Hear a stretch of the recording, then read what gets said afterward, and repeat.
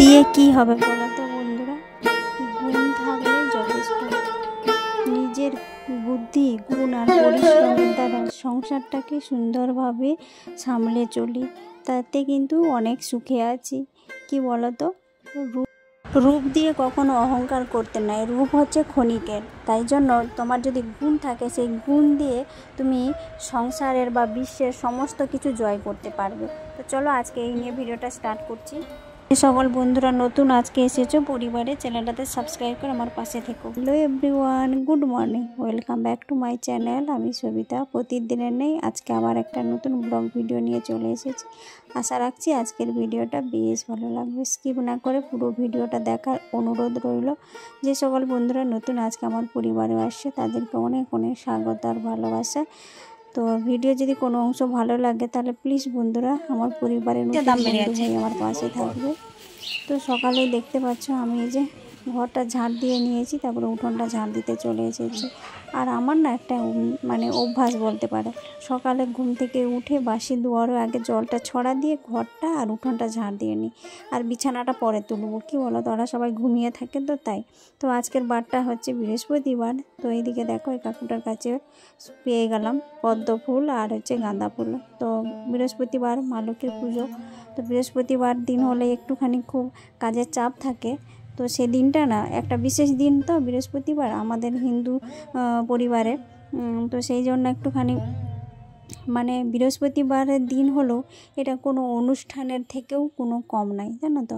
বৃহস্পতিবার দিনটাও কিন্তু আমাদের খুব সুন্দর করে আমাদের পুজো পাঠ করতে হয়। তো একটুখানি আমাদের গৃহিণীরা নিজেদের সংসারের মঙ্গলের জন্যই আমরা টুকটাক এইগুলো বিশেষ বিশেষ দিনগুলোতে একটুখানি ধৈর্য ধরে নিষ্ঠা সহকারে পুজো পাঠ করি ভক্তি ভরে। তো এদিকে দেখতে পাচ্ছ উঠোনটা ঝাড় দিয়ে ফুলটা তুলে নিয়েছি। তারপরে আমি এই যে বিছানাটা এখন ঠিকঠাক করে নিচ্ছি। এই বিছানাটাতে ঠিক করে নিচ্ছি, এখানে হাজব্যান্ড ঘুমিয়েছিল তার জন্য বিছানাটা চাদরটা কাচবো না আজকে। তো বিছানাটা এই 2 দিন হলো পেতেছি, তো এটাতে একটুখানি ঝেড়ে বিছানার চাদরটাকে তুলে ঝেড়ে আবার পরিষ্কার করে পেতে দিলাম। আর এখন এই যে জলের বোতলগুলো আমার প্রত্যেক দিনের কাজকর্ম, জলের বোতল এভাবে ধুয়ে পরিষ্কার করে আবার জল ভরা। তো এগুলো হচ্ছে রোজগারের কাজ, সেগুলো আবার নতুন করে বলারও কিছু নেই।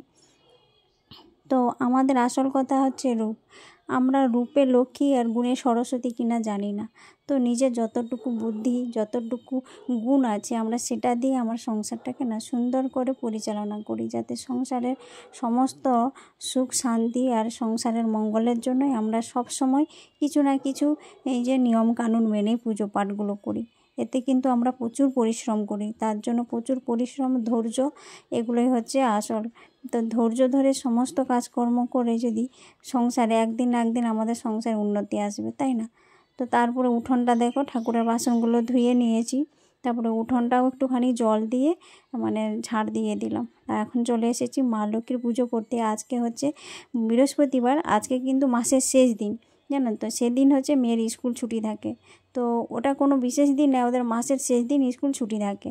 তো সেই জন্য আজকে মেয়ের স্কুল নেই, সেই জন্য কোনো তাড়াহুড়োও নেই রান্না বান্না করার, টিফিন সেই জন্য পরে রান্নাটা করব। আগে আমি দেখো অন্য দিন আমি কিন্তু মেয়ে স্কুল চলে যাই তারপরে পুজোটা করি, কিন্তু আজকে কিন্তু তার উল্টোটাই করছি, মানে প্রথমেই আগে পুজোটা করে নিচ্ছি।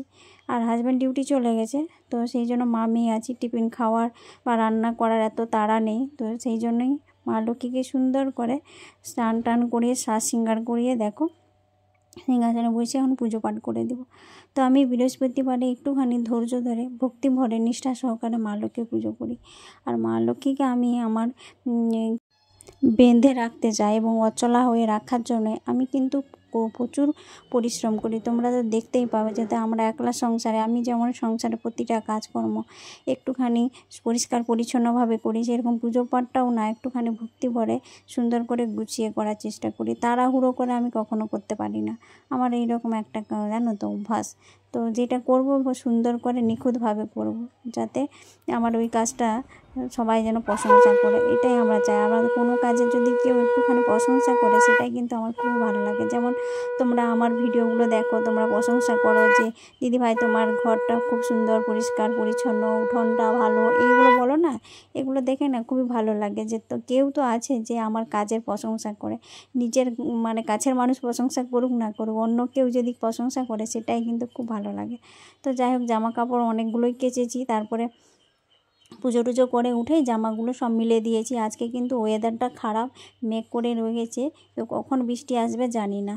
তো আজকে আবার একটা জায়গা যাওয়ারও আছে, তো কোথায় যাব না যাব সেটা তোমরা ভিডিওটার মধ্যেই দেখতে পাবে। স্কিপ না করে পুরোটাই দেখো, তাহলে বুঝতে পারবে। আমার তুলসী মঞ্চেতে না এত সুন্দর তুলসী গাছটা গ্রোথ হয়েছে, আমার দেখে খুব ভালো লাগছে। অনেক দিন আমি বলেছিলাম হাজব্যান্ডকে একটা তুলসী মঞ্চ করে দাও, তো আমার সেই আশাটা তো করে দিল না। তখন আমি এই অনলাইন থেকে ছোট্ট দেখে একটা তুলসী মঞ্চ নিয়েছি, সেটা মাতা তুলসী রানীকে আমি ওখানে স্থাপন করেছি। তো এত সুন্দর গাছটা বেড়েছে, খুবই ভালো লাগছে দেখে। আর এইদিকে দেখালাম কারি পাতার গাছগুলো, এত সুন্দর সুন্দর কচি কচি পাতা হয়েছে না, দেখে খুব ভালো লাগে। আর এখানে আমি কি করেছি, আজকে একটু বানাবো পোলাও আলুর দম, নিরামিষ বানাবো। তো যেমন গোবিন্দভোগের চালটাকে ধুয়ে একটুখানি হাওয়াতে শুকাতে দিয়েছিলাম, আর মেয়ে ওইদিকে ড্রয়িং করতে বসেছে। তো এখন এই যে আমি পোলাও আর আলুর দমটা রান্না করে নিয়েছি। তারপরে এই যে আমি এখন ওই টিফিন নিয়ে বসেছি, মানে আগের দিন মেয়েকে যে সুজির পোলাও দিয়েছিলাম না, ও তো খায়নি, অল্প একটু খেয়েছিল। তো সেটাই আমি এখন খাচ্ছি সকালবেলা। আর এই যে পুজো করেছিলাম যেটুকু প্রসাদ ছিল, কলা বাতাসা, ওইগুলো দিয়ে খেয়ে নেবে। আর মেয়ে খেয়েছে হচ্ছে ম্যাগি। তো এই যে খাওয়া দাওয়া করে নিয়েছি। আর এইদিকে দেখো সেই যে জলের পাইপের লাইন এখনও করছে কাজ, কতদিন ধরে কাজ হবে জানি না। আর আমাদের এখানে রাস্তাটা এতটাই সরু, আর এই কাজের ফলে মানে গাড়ি ঘোড়া যেতে খুবই অসুবিধা হচ্ছে। আর মেয়েকে এই সময় আমি সাইকেল করে স্কুলেও পাঠাতে পারছি না, এত ভয় লাগছে। চারিদিকে গর্ত খুঁড়ে খুঁড়ে জলের পাইপের লাইন করছে। তো আর খুব ভয় লাগছে যে মেয়ে যদি এরকমে যায় স্কুলে বৃষ্টির সময়, তার যদি পড়ে যায়, এমনি ব্যাগের ওয়েট কত বইয়ের, তারপরে সাইকেল, অত কিছু সামলাতে পারবে, তো খুবই ভয় লাগছিলো। তো যাই হোক, আজকে স্কুলটা ছুটি আছে বলেই তো এখন আমরা চলে এসেছি একটুখানি, দেখো বাজারে চলে এসেছি। কোথায় এসেছি বলো তো, আমরা এসেছি না একটু হচ্ছে মালাকারের দোকানে, দশকর্মার দোকানে। তো আর কিছুদিন পরেই তো সামনেই তো রাখি পূর্ণিমা, তারপরে আছে 15ই আগস্ট জন্মাষ্টমী। তো সেই জন্যই অনেক দিন আসবো বলেই আর আসা হচ্ছিল না। তার মেয়েরও আবার ছুটি ছিল না স্কুল, আজকে ছুটি আছে, তাই ভাবলাম যে চলো তো আজকেই আমরা শপিংটা করে নিই জন্মাষ্টমীর। কী বলো তো, যখন প্রচণ্ড পরিমাণে তখন ভিড় হবে, জন্মাষ্টমী যত আগিয়ে আসবে ডেটটা, তত প্রচণ্ড পরিমাণে ভিড় হবে, তখন ভালো করে জিনিসপত্র কেনাকাটাও কিছু করতে পারবো না। তো সেই জন্য আমরা চলে এসেছি। আর দোকানে দুপুরবেলা হয়ে গেছে, মানে 12টার সময় এসেছি, তো ফাঁকা, ভিড় নেই। এত সুন্দর করে আমরা জিনিসপত্রগুলো দেখতেও পারবো আর সুন্দর করে। আর দেখো কতগুলো গোপাল সোনাকে এখানে রেখেছে, অঙ্গরাগ করিয়েছে সুন্দর করে, কেউ নতুন ওইখানেও কিনতে পারে। তো এত সুন্দর না। আর আমাদের এইখানে সিউড়ির মধ্যে সব থেকে বড় দশকর্মার দোকান এটা, মালাকার নার্সারি। তো এখানে সমস্ত রকমের পুজো পাঠ বলো, জন্ম অনুষ্ঠান, বিবাহ বার্ষিকী, সব কিছুই জিনিসপত্র এখানে পাওয়া যায়। আর নতুন কিছু কিছু এসেছে, দোলনাগুলো দেখে এত মানে মনটা ভালো হয়ে গেল যে গোপালদের কী সুন্দর কিউট কিউট দেখো দোলনা। তো বড় ছোট সবই আছে। তো আমরা এবছর কি করেছি, তো গোপালের জন্য একটা দোলনা নেব বলে চুজ করেছি, দোলনা আর একটা সোফা নিয়েছি। তো খাট যেহেতু প্রয়োজন হয়নি এখনও, আলাদা করে ওর বেডিং মশারি সব কিছুই আছে, তো ওইগুলো নেব। তো কী কী নিয়েছি পরে তোমাদেরকে ভিডিওটা আমি মাধ্যমে পরে শেয়ার করে দেব। তো দেখো এই দোকানটা এত সুন্দর দোকান, এত বড়, কি বলবো। দোকানে সব কিছু কেনাকাটা হয়ে নিয়ে চলে এসেছি। আর মেঘটা তো বৃষ্টি পড়তে শুরু হয়েছিল টিপ টিপ করে, আর দেখো দূরের দিকে কত মেঘ করে রেখেছে। আর আমরা এই যে বাড়ির কাছাকাছি চলে এসেছি। তো এই যে এখন চলে এসেছি বাড়িতে, এই যে রাস্তায়, বাড়ির সামনে রাস্তায় চলে আসলাম। তো কি বলো তো, রূপ দিয়ে কিছুই হয় না, জানো তো। নিজের যদি গুণ থাকে, সে গুণ দিয়ে আমরা কিন্তু সংসারটাকে সুন্দরভাবে পরিচালনা করি। এতে আমাদের সংসারে আমরা কিন্তু সুখে থাকি। তো ভিডিওটা এখানেই শেষ করছি। কেমন লাগছে অবশ্যই কমেন্টে